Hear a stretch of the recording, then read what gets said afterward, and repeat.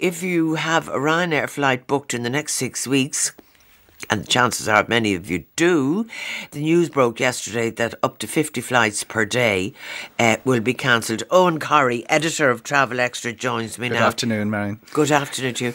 This sounds awful. What happened? I'd say somebody had a tantrum, Marian. It all goes back to this a change in the holiday year, the year in which cabin crew can take holidays. Traditionally, in airlines, winter is very, very quiet. That's when pilots, crew, everybody go for their holidays. Ryanair had to, their financial year and the actual calendar year don't coincide. Their financial year runs to the end of March. That's when the holiday roster was supposed to be taken by. Perfect. February, January, but under IA regulations that was changed to the traditional calendar year, January to December, and it is beggars belief that nobody in Ryanair looked at the roster and didn't realise that this was all going to come to 3 months of hectic holiday taking before the end of the year, because next year you start with a clean sheet. Now, you can't say, listen, I'll sacrifice this year and give it to me next year. It's all an internal Ryanair matter. But they're more or less, they're in the small print of their statement, we're saying it's under Irish Aviation Authority regulations. They had to change the calendar year. Through the history of Ryanair, when anything goes wrong, somebody else is to blame. So presumably there may be a sharing of blame here across. But why it's only 6 weeks is that obviously they couldn't cram everybody into that little quiet period, which runs November, December, just to a week before Christmas. That's very quiet. That's very quiet. That's traditionally, by the way, for, let's get to the big question everybody always wants to know is where are the bargains. That's when you get the cheapest. The cheapest holidays you will get are the first 2 weeks in December before the Christmassy thing starts. Yeah. But so obviously they couldn't get it all done in that period, and they're going to be hit by 6 weeks at the tail end of the season, and it's pretty grim. Looking at how this is actually impacting, for instance, there are 3 flights gone today. Where were they to? Amsterdam, the 11:05, 12:35 to Edinburgh, and there's one to Gatwick just after 4 o'clock. In all cases, there's another flight within the couple of hours. So if you're sitting in Ryanair working out which flights to cancel, that's what you're going to be doing. What social media is full of is probably the more extreme examples, the people who were flying home on Monday told to have to come on Friday. And as we know, Ryanair have very good lawyers, and they're in court all the time. They actually have pretty much the law on this side. They have the freedom to change schedules and cancel as long as they notify passengers, offer the refund and offer the alternative. They're doing all of those things. But for somebody who's going for a wedding, or somebody who's to take 3 days off their hard-earned holiday, it's pretty bad news this morning. It certainly is. In some ways a genius at PR, and in other ways not so. Is that allowed? It is that you can. I can sell you a ticket. A contractor, you would say, to fly to London tomorrow morning, and then I can say to you, sorry, I've changed my mind on. The cancellations generally are up to 2 weeks in advance. That's when you can actually say a flight is cancelled, and say, here's your money back. But what Ryanair are doing is saying, here are all our alternatives. They have the routes to do it. The real problem is that the alternatives won't suit the passengers in some of the cases. Who cares about and the passengers? The other thing, well, this is the conflict of Ryanair. When, famously on the Late Late Show, Michael O'Leary said the customer is almost always wrong. Is the customer always? What happened? The customer is always right. The customer is almost always wrong. The breaks on that was they were looking at that policy, which was basically we provide. They don't see themselves as in the service industry at all, really, but they are in the service industry. But they just provide the flights. People would come, and that everyone in the service industry has to work out holiday rosters and keep things staffed even up. In broadcasting. Yeah. So it is really a conflict between Ryanair Old and Ryanair New. The decision was quite sudden. I suspect that it was a crisis meeting, and there may have been a great deal of debate within Ryanair how much damage this will do to them, particularly in their new cuddly phase. They've kind of decuddled again, haven't they? I don't know if they how cuddly they got and how decuddled they got, because if you look at all the always getting better stuff, it's a lot of it is to help their own revenue. It's a lot of technology apps. The idea is that they have such a valuable database. They have a database which may be worth more than some of the other assets. But what really, when everybody talks about the decuddling and the cuddling, it tends to be baggage. That was the one step too far. And I think it took a little bit of while for the man from Mullingar to realise that the big holiday decisions, the big travel decisions are made by the female in the house. And hell has no fury like a female who can't get her handbag into the second bag at the cage at the gate. So that's where they backed off the confrontation. It was very confrontational. Everything with Ryanair has been confrontational down the year. Now, this news comes in their new guise, and they're dealing with a lot of new passengers. A lot of passengers have said, I'd never fly Ryanair, got tempted back. They've got 100 aircraft coming from Seattle that all have to be filled. They have growth trajectories all over Europe, and that's the real question from those of us looking in is, will this stunt that growth? Will it do damage that they never imagined before? The history of Ryanair is people have very short memories. Absolutely. I remember after, was it the Twin Towers or some absolutely awful thing, hearing Michael O'Leary on and saying, look, if the price is right, I can fill a plane going into Kabul tonight. To a certain extent, it's amazing absolutely how many people who are too scared to take a flight to Istanbul at €300 are not as scared when it comes down to about 40. Yeah, that's right. His thing is that price will drive everything, and it's proven very solid, very robust. Everybody said the other thing, and it becomes significant now, is the unwritten rule, the unspoken rule of aviation is low cost does not compete with low cost. So Ryanair have about 70 routes out of Dublin. There's maybe Vueling and one of them, and Norwegian and another. I can't think of that many where they have a low cost opponent.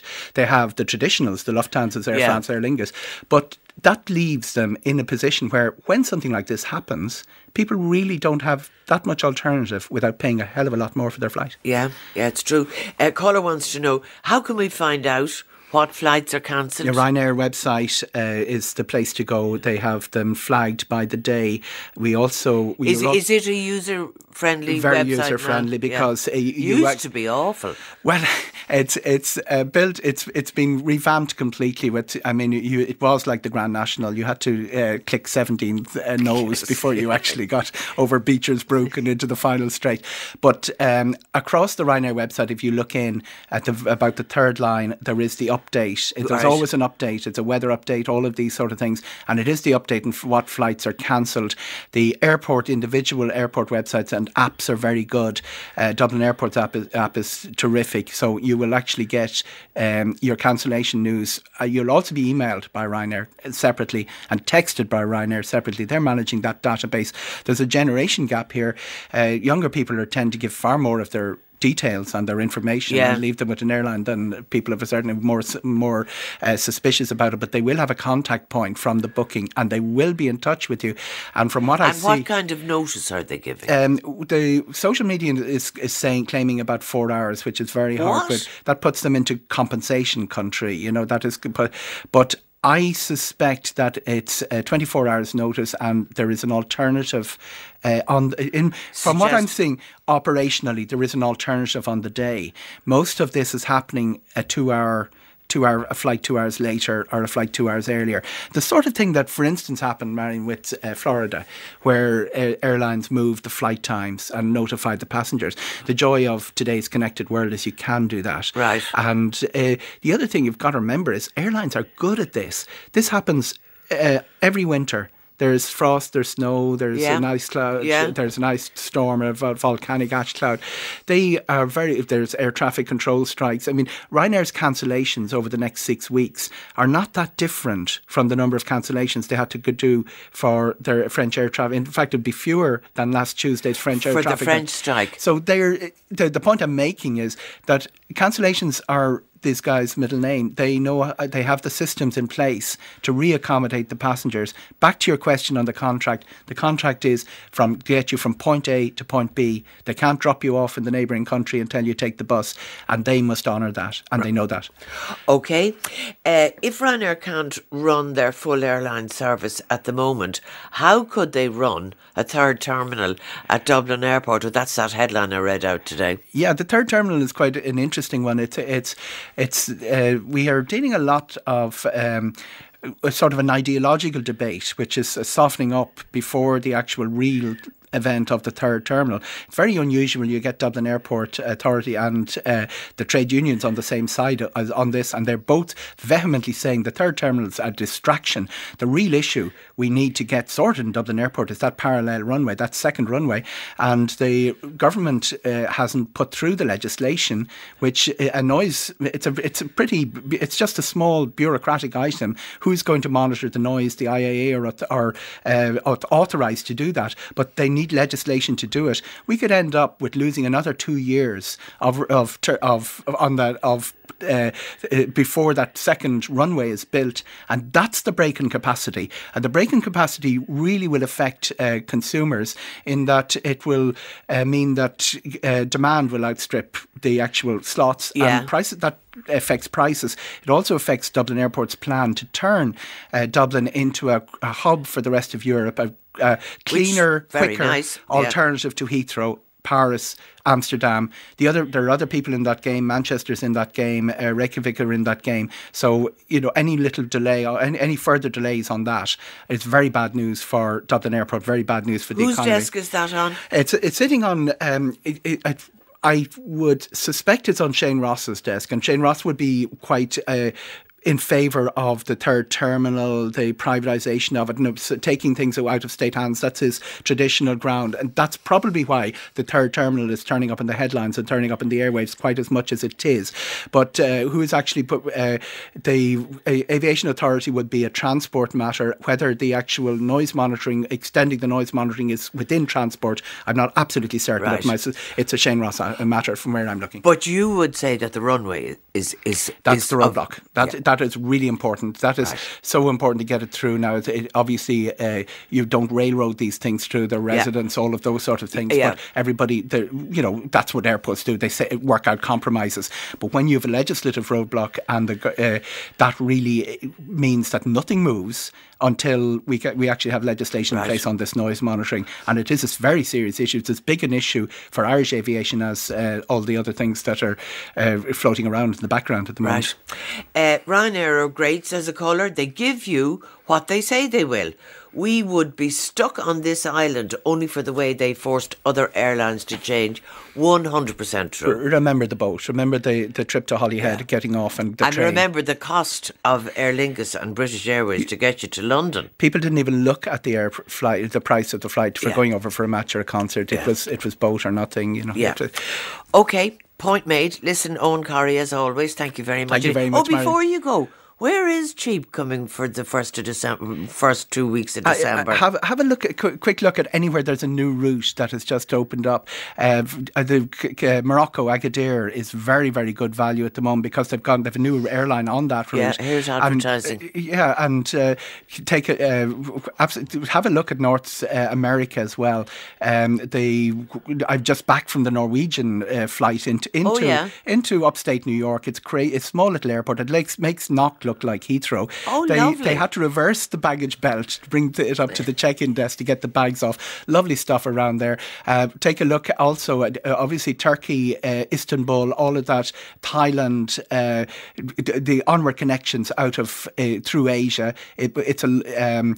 Qatar have a route that only started in July, and we've got flights to Abu Dhabi and Dubai as well. I think Thailand is the one that's growing. Anybody wants to talk more travel, by the way, at 2:00 today, the lovely Ciara Mooney, my friend in Selbridge, is relocating her premises to new premises on the Lucan Road in Selbridge. So I'll be there to talk travel with everybody who shows up from 2 to 4 today. Well, there you go. That's the plug in as well. Sorry to slip that on you.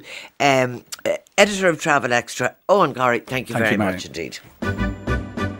Podcast The Marian Finucane Show at rte.ie/radio.